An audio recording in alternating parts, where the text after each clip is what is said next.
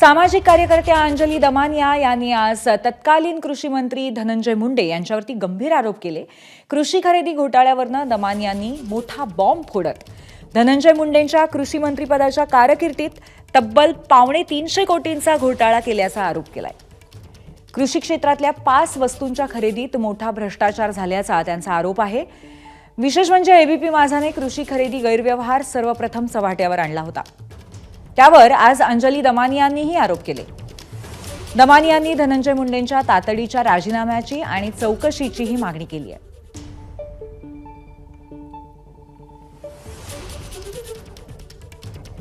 Nano युरियाची bottle जर online मध्ये आज तुम्ही बघताय, इफ्कोच कंपनीची बॉटल 500 ml चीच बॉटल आहे, त्याच कंपनीची बॉटल जर आपल्याला 92 रुपयाला मिळते आणि ही जर सरकारने एवढ्या 19.5 लाख बॉटल्स घेतल्या आणि त्यांना समजा तो 92 रुपयाचा जरी दर पकडला तरी मी आज म्हणते की 50% पैसे गेलेत, पण जर त्यांनी बल्क रेट पकडला तर हा म्हणजे 70% जवळजवळ पैसे शेतकऱ्यांचे यांनी खाल्लेत हे स्पष्टपणे दिसतंय, स्पष्टपणे।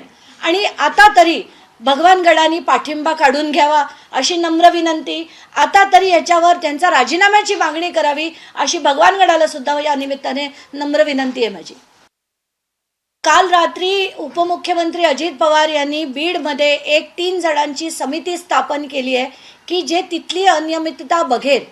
पण अजित पवारांना मी दिलेले जे कागदपत्र होते आणि आत्ताचे जे कागदपत्र आहेत याची चौकशी कोण करणार हे त्यांनी ठरवावं, कारण आता मी कोणालाही सांगणार नाही, हे सगळे सांगण्याच्या पलीकडे गेलेत।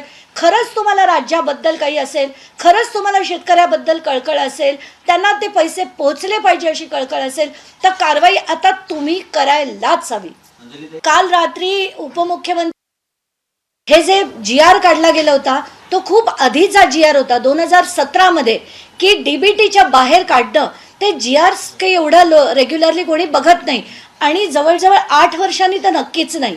त्यामुळे मला असं वाटतं की त्यांना कदाचित माहीत नसेल की त्यांच्याकडे ते अधिकारच नाही आहेत याच्या बाहेर काढण्याचे, डीबीटीच्या बाहेर काढण्याचे, म्हणून त्यांनी ती सही केली असावी। त्याच्यावर वित्तमंत्र्यांची पण सही आहे, म्हणजे अजित पवारांची देखील सही आहे। एका रात्रीत अशी काय घाई होती की ते एका रात्रीत करण्यात यावं, कारण त्यांना निवडणुकीसाठी पैसा हवा होता, कशासाठी पैसा हवा होता, या सगळ्या गोष्टींचा उलगडा आता धनंजय मुंडेंनी करावा।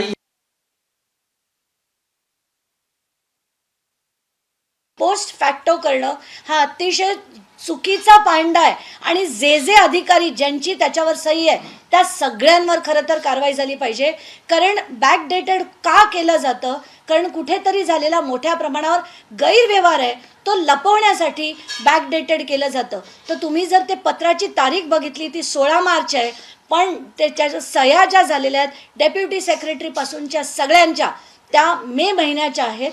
हे आता प्रत्येक माध्यमाने दाखवावं आणि हा किती मोठा भ्रष्टाचार आहे आणि सरळ सरळ लूट आहे। आणि कोणाची लूट आहे तर ती शेतकऱ्यांसाठी दिले गेलेले पैसे होते।